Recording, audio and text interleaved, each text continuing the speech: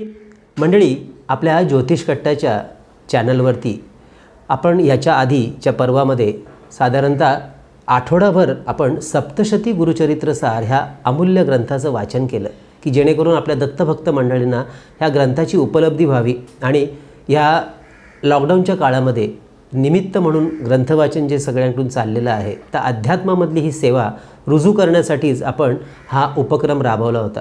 पण त्याच्या अनुषंगाने अनेक प्रश्न आले की हा सप्तशती गुरुचरित्र सार कोण वाचू शकतं, म्हणजे ह्याचं नक्की नियोजन का केलं गेलेलं आहे, तर त्याचीच माहिती आपण आजच्या भागामध्ये घेणार आहोत। मंडळी, श्रीमद परमहंस परिव्राजकाचार्य श्री वासुदेवानंद सरस्वती टेंबेस्वामी महाराजांनी श्री सरस्वती गंगाधर लिखित गुरुचरित्र, जे आपल्या दत्त संप्रदायामध्ये दत्तभक्तांमध्ये अत्यंत अमोघ आणि पवित्र असं मानला जातो, असा तो मूळ मराठीतला महान ग्रंथ श्री सप्तशती गुरुचरित्र सार या नावाने 700 ओव्यांमध्ये साररूपाने कथन केला असून तो स्त्रियांनाही वाचनाची मोकळीक दिलेली आहे। मूळ श्री गुरुचरित्र हा ग्रंथ ब्राह्मण पुरुषांशिवाय इतर जातीतील पुरुषांनी आणि कुणीही स्त्रीने वाचू नये असा शास्त्राचा दंडक असल्यामुळे श्री स्वामी महाराजांनी सर्वांना दत्त अवतार श्री नृसिंह सरस्वती महाराज यांच्या चरित्राचे मुक्तपणे वाचन करता यावे म्हणून हा ग्रंथ शके 1825 म्हणजे इसवी सन 1903 मध्ये कार्तिक महिन्यात श्री गंगा तीरावरील श्री क्षेत्र ब्रह्मावर्त येथे तयार केला।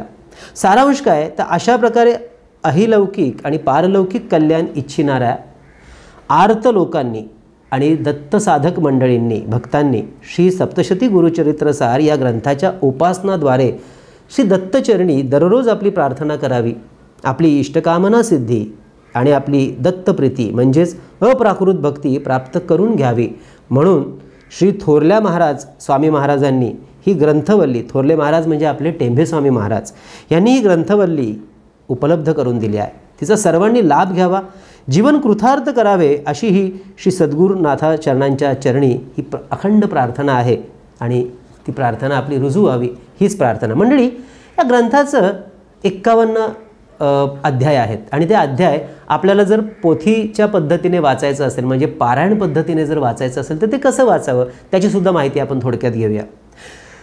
पहिला दिवस जो आहे म्हणजे एकंदरीत 7 दिवसाचं पारायण असतं। पहिल्या दिवशी आपल्याला अध्याय करायचे आहेत ते 1 ते 7, दुसऱ्या दिवशी 8 ते 17, तिसऱ्या दिवशी 18 ते 27, चौथा दिवस आहे 28 ते 34, पाचवा दिवस आहे 35 ते 37, सहावा दिवस आहे 38 ते 43 आणि सातवा दिवस शेवटचा दिवस जो आहे पारायणाचा त्या दिवशी 44 ते 51 अध्याय या पद्धतीने हे 51 अध्याय वाचायचे आहेत म्हणजे पारायण करायचं आहे। या सप्तशती गुरुचरित्र साराचं अजून एक वैशिष्ट्य आहे ते म्हणजे ग्रंथाची 10 आवर्तने करावीत म्हणजे 10 वेळा हा ग्रंथ संपूर्ण वाचावा असं टेंबेस्वामी महाराजांनी सांगून ठेवलेलं आहे।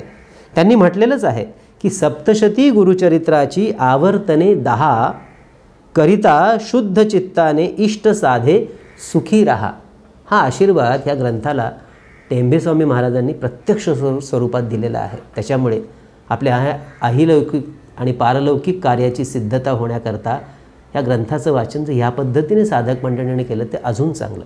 अजून एक मंडळी सूचना, ज्यांना आवर्तन करायचं नाही, जी मंडळी आवर्तन करू शकत नाही काही कारणामुळे परंतु ग्रंथ वाचन करायचं, त्यांनी निदान एक तरी अध्याय रोज वाचावा आणि दत्त नाम संकीर्तन करावं किंवा दत्त महाराजांचं स्मरण करावं असं सुद्धा शास्त्रकार सांगतात। मंडळी, आजचा विषय कसा वाटला आवर्जून कळवा आणि हो, ह्या लॉकडाऊनच्या काळामध्ये कोरोनाच्या ह्या महाभयंकर काळामध्ये आपण घरात राहणं, महत्त्वाचं काम असल्याशिवाय घरातून बाहेर न पडणं हे करणं सगळ्यांसाठी आपल्या कुटुंबासाठी अत्यंत आवश्यक आहे। मंडळी, याच निमित्ताने आपली रजा घेतो आणि पुन्हा एकदा आठवण करून देतो की सप्तशती गुरुचरित्राचे सर्व 51 अध्याय आपल्या यूट्यूबवरील ज्योतिष कट्टा ह्या चॅनलमध्ये प्रत्येक अध्याय हा वेगवेगळा आपण दिलेला आहे। आवर्जून त्याचं पारायण आपल्या हातून व्हावं हीच दत्तचरणी सर्व भक्त मंडळींची प्रार्थना आणि आमच्या ज्योतिष कट्टाच्या वतीने सुद्धा प्रार्थना। आनंदात राहा, सुखात राहा आणि आरोग्यपूर्ण राहा। कळावे लोभ असावा। धन्यवाद।